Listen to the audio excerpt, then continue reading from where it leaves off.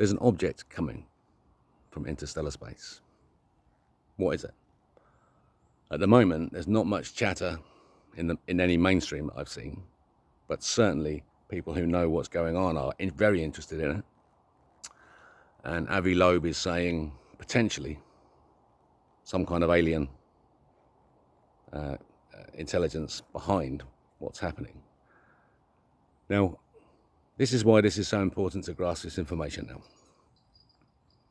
Earth's the center of the universe, because then you can understand what you're looking at and what's about to happen, and get ready. So the cosmic microwave background is the sphere of the cosmos, and just place the cosmos that you see, the fixed stars, as a sphere around the Earth at the center. Now, just take a toroidal magnetic field from the Earth, and so you've now got the two spheres either side, a torus within the main sphere. The two smaller circles make up the diameter of the big circle, and at the center of the torus, where the dot point is, the torus is so fine it's a vortex, so that now the torus, when you look above it, it's actually two vortices, one above, one below, rotating in different directions. And they don't meet. They can't meet. So the points of the waves, as the tips touch each other, they can't. One's alongside the other and it loops around, and the other one loops underneath it. And you've got water, liquid over the top, and cavitation underneath, and the cavitation enters the water in the upper dimension, but the water cannot mention the lower dimension, because at the point where the tip arrives, it's the wrong way up. Gravity is upside down at the tip of Thoth's beak, at the disk of the rotating 2D rotating yin-yang of the tau of that space above the cavitation vortex, the main vortex, and that creates a pocket vortex of a cavitation upside down. And that's the firmament, and that's the time particle at the center of the planet. Now, that time particle hangs on a thread spinning that hangs from Polaris, which is a three-body system matching the three-body system Earth, Moon, Sun. Go and look at it. Thread hanging right down. There's an ecliptic imbalance due to the spin of rotation, because the top and the bottom vortices are rotating at different velocities, at different vectors. So Polaris and us, our three-body system, their three-body system, thread joining them together means that there's a tilt of the ecliptic plane of 137 arc seconds. And that's the fine structure constant. It's the imbalance of angle of the x-axis between the two dimensions. So that thread now between us and Polaris. So we're a bubble and Polaris is a dot. On Polaris, they're a bubble, we're a dot.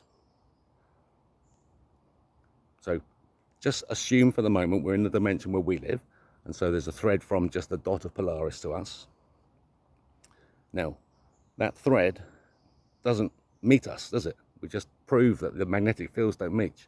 So the thread hanging from Polaris can't meet this center, and so it forms it goes around us. So the sun is the electric universe of the end of the thread. So we are the magnetic universe here. Polaris is the electric universe. It manifests, its power manifests as the sun, and our magnetic power manifests as their moon.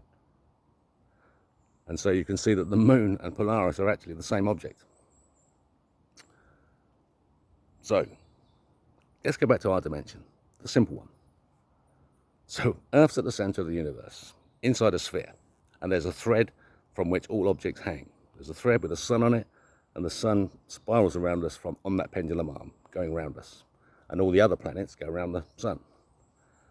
This object has been sent in from the electric universe on a thread, on a pendulum arm, and it's swinging into us. Evidence is that it's exactly matching our ecliptic plane, so it knows where we are. Because it's all about this tilt angle, and that's super finely balanced, as you know, because it's FSC is not alpha is not 137 exactly. It's 137 and a bit, And that shows the imbalance of our system, because 137 is our number, our dimensional number. So this object coming in is on a thread, and so when it gets to Mars, the magnetism, its electric magnetism inversion, is going to hit Mars, going to go bounce off of Mars with north-south polarity differences and head behind the sun. When it gets behind the sun, it loves the sun. It goes right round, it slingshots fantastically off the sun and comes shooting towards us. It's burned off its ice coating. This is used as fuel to slow itself down to grip the time particle at the center as cement sets. Really, really slowly pinching the Z pinch of the 0 point energy precisely that it stretches the time. And so that's what we're doing now. You're seeing the Atlas thing slowing in time at the center, burning off fuel, shooting the tail the wrong way. And it's going to be coming heading straight at us. So, October the 29th. Strange comet vanishes behind sun. October the 30th. Iridium sphere comes hurtling towards Earth. It's going to smash into us to spin us faster. So it'll hit us anti-clockwise, right on the ecliptic plane, as the pendulum arm of the skittle smash, yeah, because it's sent to speed us up. We're going too slowly because of all the reinforced concrete, and it'll and the planet will be completely wiped out. A Cretaceous event, whirlwind, yeah, whirlwind world, be going on for a while, then it will settle, and then bang, Cretaceous type event repeating, of species just appearing from nowhere like magic after this whirlwind event. So that's what's going to come. That's my prediction. Okay, so I've given you the model. I can reference that to Dr. Victor Leve, 1915, and then to Domon Golgate, Portland Cement Association, 1993, in current engineering practice, proving they know that reinforced concrete slows the planet. Yeah. Now, here's a story for you, my friends. On October the 30th, when you see that object approaching you, you may well have been told it's an alien spaceship, because then you won't panic. You'll go, oh, they've come to save us. Wow, they've come to save us, thank goodness. And they have come to save us. But you've still got a choice. You've still got a choice. So you can die, you let your protein go. You are an eternal soul. You are an eternal light body. The science proves it. You can believe it or not, I don't care. Right? So you can wait for that, the planet to be smashed up, or believe it's true. God exists. God observes you. He sent his son, Christ, to give you the message of how to behave with perfect morality. Follow those instructions, everybody. Everyone listen to Christ. Christ is God in this situation. When the iridium comes hurtling towards us, there will be a burst of love on this planet so enormous. We will live in peace. The truth of who we are. What? You can prove the Earth's the center of the universe. Yes, you fucking can. Dr. Victor Leve did it in 1915, and I've done it now. 2025. Ready? Are you ready?